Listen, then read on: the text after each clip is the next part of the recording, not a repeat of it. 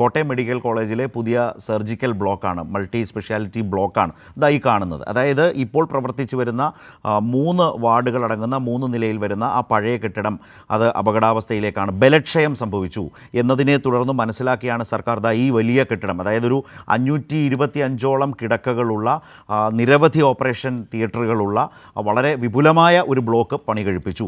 ആ പണി കഴിപ്പിച്ച ഇടത്തേക്കാണ് പഴയ ഈ വാർഡുകളിൽ നിന്നുള്ള ഷിഫ്റ്റിംഗ് നടക്കേണ്ടിയിരുന്നത്. അതിനുള്ള തീരുമാനങ്ങളെടുത്ത് മെല്ലെ ഷിഫ്റ്റിംഗ് നടന്നു വരുന്നൊരു ഘട്ടത്തിലാണ് അതിനോട് ചേർന്ന് പ്രവർത്തിച്ചു വന്ന ഉപയോഗശൂന്യമായ പഴയ കെട്ടിടം, അവിടെ മറ്റ് ബാത്റൂം സംവിധാനങ്ങൾ ആ പഴയ വാർഡുകൾക്കൊപ്പം തന്നെ വേറെ ചെയ്തിട്ടുണ്ട്. പക്ഷേ ഇത് ഉപയോഗശൂന്യമാണ്. കാരണം ഇത് കാലപ്പഴക്കം കൊണ്ട് കുഴപ്പത്തിലാണ് എന്ന് തിരിച്ചറിഞ്ഞതുകൊണ്ട് ആ ഒരു ടോയ്ലറ്റ് ബ്ലോക്ക് ഉപയോഗിക്കാത്ത വിധം അടച്ചിട്ടിരുന്നതാണ്. അതിലെ 3ാമത്തെ നിലയിലെ ബ്ലോക്കിൽ 2 ആളുകൾ 2-3 ആളുകൾ ആ ഭാഗത്തുണ്ടായിരുന്നവരാണ് ഈ അപകടത്തിൽ. അല്ലെങ്കിൽ എല്ലാവരും ഉപയോഗിക്കുന്നതാണെങ്കിൽ എത്ര വലിയ അപകടം, എത്ര പേർ അതിൽ കുടുങ്ങുമായിരുന്നു എന്ന് നമ്മൾ ആലോചിച്ചാൽ മതി. അപ്പോൾ ആ ഷിഫ്റ്റിംഗ് നടക്കുന്നതിൻ്റെ ഒരു അന്തിമ ഘട്ടത്തിലാണ് നിർഭാഗ്യകരമായ ഈ സംഭവം ഉണ്ടാകുന്നത്. നമ്മൾ ഈ പ്രശ്നത്തെ വസ്തുനിഷ്ഠമായി വിലയിരുത്തിയാൽ ഈ നിലയിലാണ് അവിടെ ഉണ്ടായത്.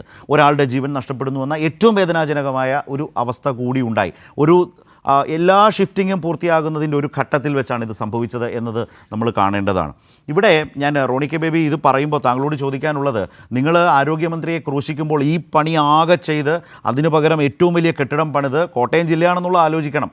നിങ്ങളുടെ വലിയ വലിയ നേതാക്കന്മാരൊക്കെ ഉള്ള ആ ജില്ലയിൽ, നിങ്ങൾക്ക് നല്ല സ്വാധീനമുള്ള ആ ജില്ലയിൽ ഇങ്ങനെ ആ ആശുപത്രിയിൽ ഇങ്ങനെ വലിയ മാറ്റം വരുത്തിയ ആ ഷിഫ്റ്റിങ്ങിൻ്റെ അന്തിമ ഘട്ടത്തിലാണ് ഇങ്ങനെ ഒരു നിർഭാഗ്യകരമായ സംഭവം ഉണ്ടായത്. ഞാൻ പറയാമെന്നതല്ല, നിങ്ങൾ ആരോഗ്യമന്ത്രിയെ ക്രൂശിക്കുമ്പോൾ ഈ നടപടികൾ ആകെ എടുത്തത് ആരോഗ്യ വകുപ്പാണ്. ഇങ്ങനെ മുന്നോട്ട് കൊണ്ടുപോയി അതിന് ബദൽ സംവിധാനം ഒരുക്കിയത്. നോക്കൂ, ഇതിലും അപകടകരമായി ഇത്ര പോലും താങ്ങാൻ പറ്റാത്ത വിധം അവിടെ അടിയന്തരമായി ഷിഫ്റ്റ് ചെയ്യണം എന്ന നിലയിൽ UDF ഭരിക്കുന്ന കോട്ടയം നഗരസഭ, ജനങ്ങളുമായി അടുത്ത് നിൽക്കുന്ന തദ്ദേശ ഭരണ സ്ഥാപനം, അത് മിനി സർക്കാരാണല്ലോ റോണി കെ ബേബി, ആ നഗരസഭ എന്തെങ്കിലും തരത്തിൽ അങ്ങനെ ഒരു അലാമിംഗ് സിറ്റുവേഷൻ ഉണ്ടെങ്കിൽ ഇടപെട്ടിട്ടുണ്ടോ? അതുപോലെ തന്നെ മുൻ UDF കാലത്തെ മന്ത്രി കൂടിയായിട്ടുള്ള കോട്ടയം MLA ഈ വിഷയത്തിൽ ഏതെങ്കിലും തരത്തിൽ ഇടപെട്ട് അടിയന്തരമായി ഇടപെടേണ്ട രീതിയിൽ വ്യത്യസ്തമായൊരു നിലയുണ്ട് എങ്കിൽ ഇടപെട്ടിട്ടുണ്ടോ? കോട്ടയം MP ഇടപെട്ടിട്ടുണ്ടോ? ആരോഗ്യവകുപ്പ് ചിട്ടയായി ഒരു ടൈം ഫ്രെയിം ഉണ്ടാക്കി അതിനനുസരിച്ച് മുന്നോട്ട് പോവുകയാണ് ചെയ്തത്. അതിൻ്റെ അന്തിമ ഘട്ടത്തിലാണ് ഈ നടപടി ഉണ്ടായത്. അപ്പോൾ പിന്നെ ഈ രാഷ്ട്രീയ മുതലെടുപ്പ് ഈ ദുരന്തത്തിലും ദാരുണാന്ത്യത്തിലും അത്ര നല്ല ഏർപ്പാടാണോ? ശരത്ത് ചോദിച്ചപ്പോൾ ഇവിടെ കോട്ടയം നഗരസഭ, ഞാനതൊന്ന് ക്ലാരിഫൈ ചെയ്തട്ടെ. ഇപ്പോൾ നമ്മുടെ ഈ മെഡിക്കൽ കോളേജ് അത് സ്ഥിതി ചെയ്യുന്നത് കോട്ടയം നഗരസഭയുടെ അധികാര പരിധിക്കുള്ളിലല്ല, പുറത്താണ്. ഇത് ഏറ്റുമാനൂർ നിയോജകമണ്ഡലത്തിലെ ആർപ്പൂക്കര പഞ്ചായത്തിലാണ് ഈ മെഡിക്കൽ കോളേജ് സ്ഥിതി ചെയ്യുന്നത്. അതിന് കോട്ടയം നഗരസഭയുമായിട്ട് ബന്ധമില്ല, തിരുവഞ്ചൂർ രാധാകൃഷ്ണനുമായിട്ട് ബന്ധമില്ല. നമുക്കറിയാം, അവിടുത്തെ മന്ത്രി അല്ലെ അവിടുത്തെ ജനപ്രതിനിധി എന്ന് പറയുന്നത് ബഹുമാനപ്പെട്ട VN വാസവനാണ്. അദ്ദേഹമാണ് അവിടെ മന്ത്രിയായിരിക്കുന്നത്. ഈ ആശുപത്രിയുമായി ബന്ധപ്പെട്ട എല്ലാ കാര്യങ്ങളിലും അദ്ദേഹം ചെയ്യുന്ന പോസിറ്റീവ് കാര്യങ്ങൾ ഞാൻ അംഗീകരിച്ചുകൊണ്ട് തന്നെ, അദ്ദേഹം വളരെ പോസിറ്റീവായിട്ടുള്ള കാര്യങ്ങൾ ചെയ്യുന്നുണ്ട്. ഞാൻ അതിനെ അംഗീകരിച്ചുകൊണ്ട് തന്നെ ഞാൻ പറയുന്നു, അത് എന്ന് പറയുന്നത് ഏറ്റുമാനൂർ നിയോജകമണ്ഡലത്തിന്റെ ഭാഗമാണ്, ആർപ്പൂക്കര പഞ്ചായത്തിന്റെ ഭാഗമാണ്. റോണി, ഞാനത് മനസ്സിലാക്കാതില്ല, ഒരു നിമിഷം ഞാൻ തടസ്സപ്പെടുത്തുകയല്ല. ഞാനത് പറയുമ്പോൾ നിശ്ചയമായ പഞ്ചായത്തും MLAയും മന്ത്രിയും എന്ന് പറയുന്ന ഒരു ഭാഗമുണ്ട്. കാരണം അതിൻ്റെ ഭാഗമായിട്ടാണ് ഈ ഒരു മാറ്റം അവിടെ വരുത്തിയതെന്ന് പറയുന്ന ആ ഒരു റോളിനെ കണ്ടുകൊണ്ടാണ് ഞാൻ പറഞ്ഞത്.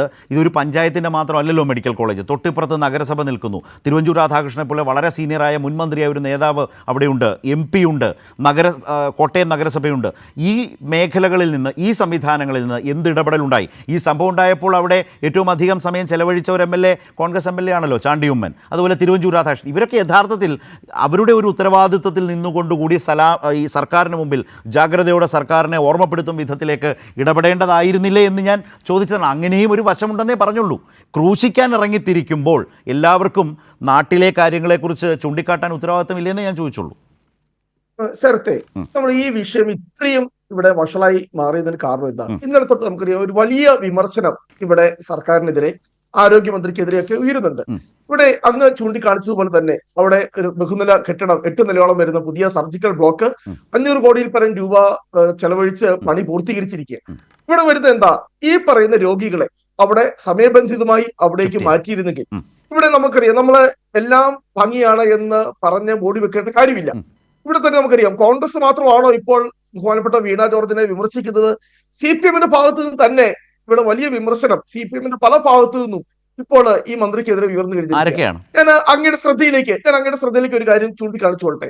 ഈ അപകടം നടക്കുന്നതിന് തലേ ദിവസം, അതായത് ഈ ബുധനാഴ്ച, കോട്ടയത്ത് ചേർന്ന CPM-ന്റെ തദ്ദേശ സ്വയംഭരണ സ്ഥാപനങ്ങളിലേക്കുള്ള തെരഞ്ഞെടുപ്പിന് മുന്നോടിയായി ചേർന്ന CPM-ന്റെ ആ പിന്നെ ഒരുക്കത്തില് ആ ഒരു സെമിനാറിൽ അതിൽ CPM-ന്റെ ജില്ലാ സെക്രട്ടറി പങ്കെടുത്തു, സംസ്ഥാന സമിതി അംഗം അനിൽകുമാർ പങ്കെടുത്തു. അത്രയും പ്രമുഖമായ ഒരു യോഗത്തിൽ വെച്ച് ഈ പറയുന്ന ഏറ്റുമാനൂരിൽ നിന്ന് വന്ന ആളുകൾ തന്നെ അതിനെതിരെ വിമർശനം ഉന്നയിക്കുകയുണ്ടായി. ഈ ബ്ലോക്ക് പണി കഴിച്ചിട്ട് ഇത്രയും നാളായി, എന്തുകൊണ്ട് തുറന്നു കൊടുക്കുന്നില്ല? പറഞ്ഞ പക്ഷേ റോണി, അതിലൊരു അപാകതയുണ്ട്. വിശദീകരണം എന്താണെന്നറിയോ, ഇന്ന് മാധ്യമപ്രവർത്തകരുടെ ഭാഗത്തു നിന്ന് സ്ഥലം MLA ആയിട്ടുള്ള മന്ത്രി VN വാസവനോട് ഇതേ ചോദ്യമുണ്ടായി. അദ്ദേഹം പറഞ്ഞു അത് തീർത്തും അടിസ്ഥാനരഹിതമായ കാര്യമാണ്. കാരണം മെയ് മാസം 30-ന് അവിടെ യോഗം ചേർന്ന് ഷിഫ്റ്റിങ്ങിൻ്റെ ഒരു പ്ലാൻ തയ്യാറാക്കുകയും അതിൻ്റെ അടിസ്ഥാനത്തിൽ ഘട്ടം ഘട്ടമായി മാറ്റുന്നു. അദ്ദേഹം പറഞ്ഞത് അപ്പോഴും ഈ പറഞ്ഞ വളരെ പ്രധാനപ്പെട്ട സർജിക്കൽ ബ്ലോക്കിൽ അണുവിമുക്തമാക്കണം ഓപ്പറേഷൻ തിയേറ്റർ, ഇതാണ് അദ്ദേഹം പറഞ്ഞ കാര്യം. അങ്ങനെ ഓപ്പറേഷൻ തിയേറ്ററുകളുമായി ബന്ധപ്പെട്ട ഒരു ഫൈനൽ വർക്കിൻ്റെ ഒരു ദിവസങ്ങളുടെ ആവശ്യകത ഉള്ളതുകൊണ്ടാണ് ഒരു 2 ആഴ്ചത്തേക്ക് സമയമെടുത്തത്. ഇല്ലെങ്കിൽ എന്താ പ്രശ്നം എന്ന് വെച്ചാൽ രോഗികളെല്ലാം പുതിയ സർജിക്കൽ ബ്ലോക്കിലും ഓപ്പറേഷൻ എല്ലാം പഴയ വാർഡിലും എന്ന അവസ്ഥ വരും, അതിനോട് ചേർന്നാവുകയും ചെയ്യും. അതൊരു വലിയ ബുദ്ധിമുട്ട് സൃഷ്ടിക്കുന്ന സാഹചര്യം രോഗികൾക്കടക്കം ഉണ്ടാകും. അത് കണ്ടുകൊണ്ടാണ് 2 ആഴ്ചയ്ക്കുള്ളിൽ ഇത് ഘട്ടം ഘട്ടമായി മാറ്റാൻ തീരുമാനിച്ചത്. ആ പ്രവർത്തനത്തിൻ്റെ അവസാന ഘട്ടം നോക്കൂ. അതുകൊണ്ടാണല്ലോ ഇങ്ങനെ ഒരു സാഹചര്യം ഇന്നലെ ഉണ്ടായപ്പോൾ റോണി രാത്രിക്ക് രാത്രി ആളുകളെ മാറ്റാൻ കഴിഞ്ഞത്. ഇല്ലെങ്കിൽ മാറ്റാൻ കഴിയുമോ? അപ്പോൾ ആ എടുത്ത തീരുമാനത്തിനുള്ളിൽ നിന്ന് നടപ്പാക്കാൻ കഴിഞ്ഞു എന്ന് തന്നെയാണ്. അപ്പോൾ ഈ പറഞ്ഞ വാദം നിലനിൽക്കുന്നതല്ല, മന്ത്രിയുടെ അവൈലബിലിറ്റിയുടെ പ്രശ്നമല്ല. മന്ത്രി ഈ സംഭവം അടക്കം നടക്കുമ്പോൾ കോട്ടയത്തുണ്ടല്ലോ ആരോഗ്യമന്ത്രി.